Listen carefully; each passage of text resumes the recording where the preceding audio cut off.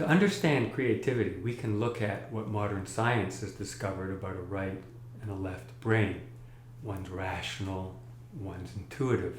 I think some more recent studies have actually found that maybe it's not quite that simple, but the idea has caught on that there's two aspects to the way we create. But what's interesting is the Greeks 3,000 years ago had a similar concept. They always seem to have these marvelous myths that give expression to the things that we find out about and are real for us today. And this particular myth is about Apollo and Dionysus. They're the two sons of Zeus.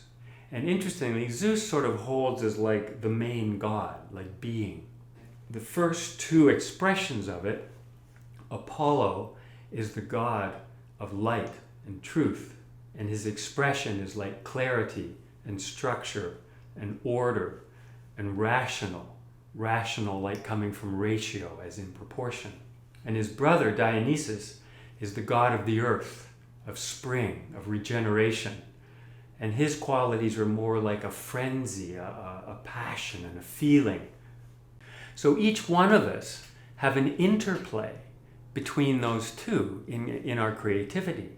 Apollo could be more like craft. The Greek word for art was techne, where we get technology, and it's like the idea of craft or skill, whereas Dionysus is more like spirit, like ecstasy, where we're out of ourselves. Something happens, spirit happens sort of through us rather than something that we contain. So we have these two poles of artistic expression. And what I want to do is look at a number of artists that are expressing each of those two poles. Two from the Renaissance, two from 19th century France, and two from modern times. Just to see that it's a quality that is being expressed over and over. The first one I want to look at is Piero della Francesca. This is his Baptism of Christ. It's from about the 1450s.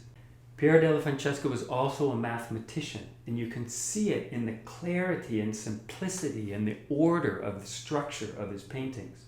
There's a clarity of light, there's a clarity of color, there's a clarity of structure.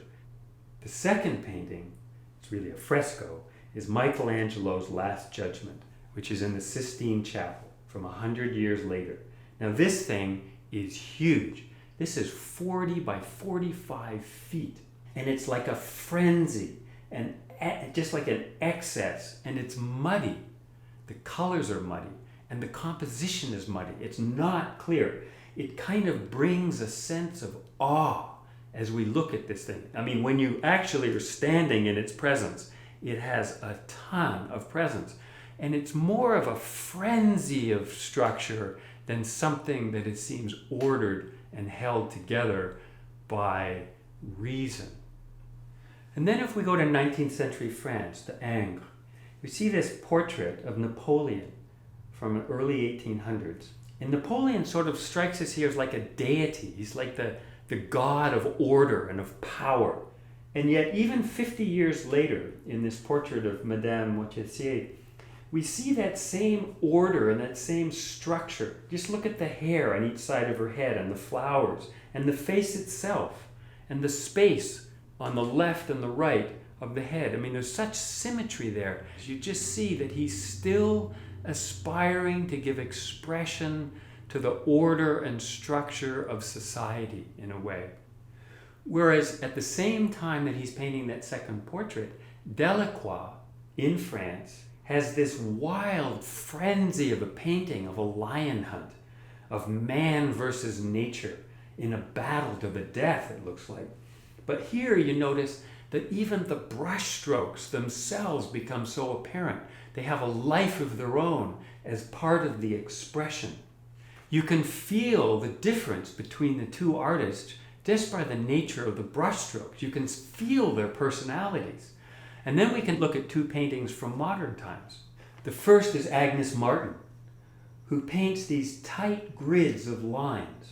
There's like a minimal orderliness to it. They're austere. They in fact become only about structure. Or this sculpture you could call it, by James Turrell. It's really using only light itself.